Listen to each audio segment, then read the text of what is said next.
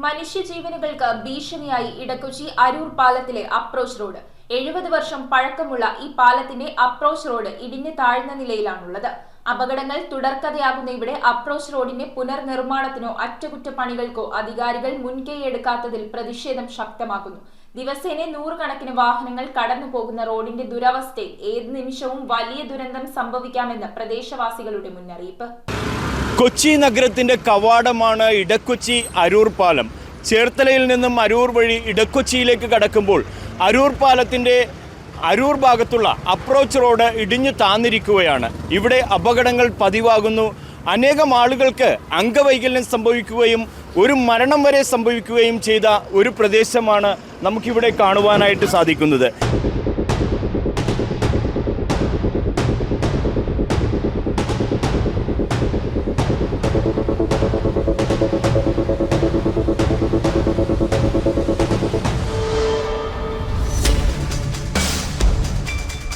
ചേർത്തലയിൽ നിന്നും കൊച്ചി നഗരത്തിലേക്കുള്ള പ്രധാന പ്രവേശന കവാടമായ ഇടക്കൊച്ചി അരൂർ പാലത്തിലെ അപ്രോച്ച് റോഡിന്റെ ദുരിതാവസ്ഥ മനുഷ്യജീവനുകൾക്ക് ഭീഷണിയാകുന്നു. 70 വർഷത്തെ പഴക്കമുള്ള ഈ പാലത്തിന്റെ അരൂർ ഭാഗത്തുള്ള അപ്രോച്ച് റോഡ് ഇടിഞ്ഞു താഴ്ന്ന നിലയിലാണ്. വർഷങ്ങളായി സ്ഥിരമായി അപകടങ്ങൾ നടക്കുന്ന ഈ ഭാഗത്ത് ഇതിനകം തന്നെ നിരവധി പേർക്ക് ഗുരുതര പരിക്കുകളും അംഗവൈകല്യങ്ങളും സംഭവിച്ചിട്ടുണ്ടെന്ന് നാട്ടുകാർ പറയുന്നു. ചുരുങ്ങിയത് ഒരു 10 ആക്സിഡന്റ് നടന്നിട്ടുണ്ട് ഇവിടെ.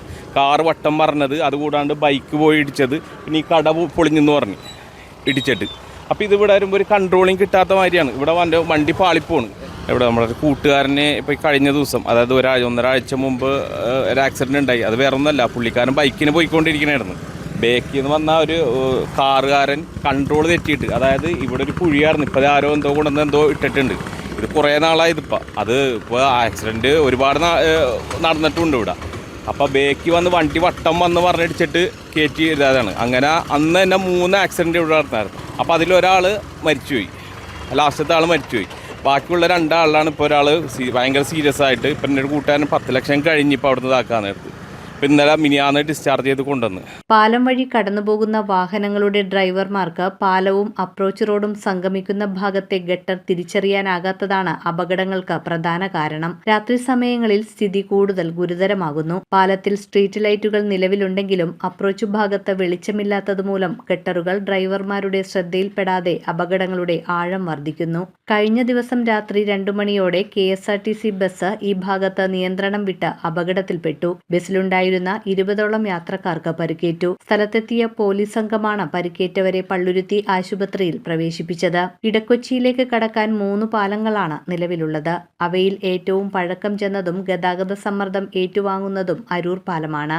അപകടങ്ങൾ ആവർത്തിച്ചിട്ടും അപ്രോച്ച് റോഡിന്റെ പുനർനിർമ്മാണത്തിനോ അറ്റകുറ്റപ്പണികൾക്കോ അധികാരികൾ മുൻകൈയെടുക്കാത്തതിൽ നാട്ടുകാർ കടുത്ത പ്രതിഷേധത്തിലാണ്.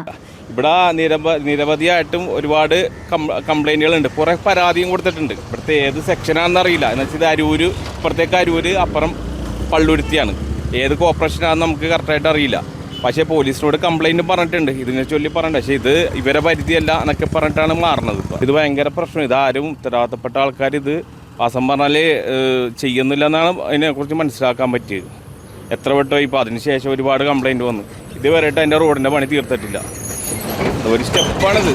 ചെറിയ വണ്ടിക്കാണ് പ്രശ്നമേ, വലിയ വണ്ടി എങ്ങനെയെങ്കിലും ചാടിപ്പോവും. ദിവസേന നൂറുകണക്കിന് വാഹനങ്ങൾ ഈ വഴിയിലൂടെ കടന്നു പോകുന്നുണ്ട്. റോഡിന്റെ ഈ അവസ്ഥയിൽ ഏതു നിമിഷവും വലിയ ദുരന്തം സംഭവിക്കാം എന്ന് പ്രദേശവാസികൾ മുന്നറിയിപ്പ് നൽകുന്നു. ദിവസേന എന്നോണം ഇവിടെ അപകടങ്ങൾ ഉണ്ടാകുന്നു. ആരാണ് ഇതിന് ഉത്തരവാദികൾ? അധികാരികൾ കണ്ണു തുറക്കണം. അധികാരികൾ കണ്ണു തുറന്ന് ജനങ്ങൾക്ക് സഞ്ചരിക്കുവാനുള്ള സ്വാതന്ത്ര്യം അത് കൃത്യമായി നൽകണം. മെട്രോ 7 ന്യൂസിന് വേണ്ടി ക്യാമറമാൻ ലിജൻ ജെയിംസിനൊപ്പം റിഡ്ജൻ റബല്ലോ. ഫുഡിന്റെ കാര്യത്തിൽ സോൾട്ട് ഒരു സ്വർഗം തന്നെയാണ്. 300-ൽ പരം കൊതിയൂറും വിഭവങ്ങൾ. The salt restaurant, Thoppumpady, Panampilly Nagar.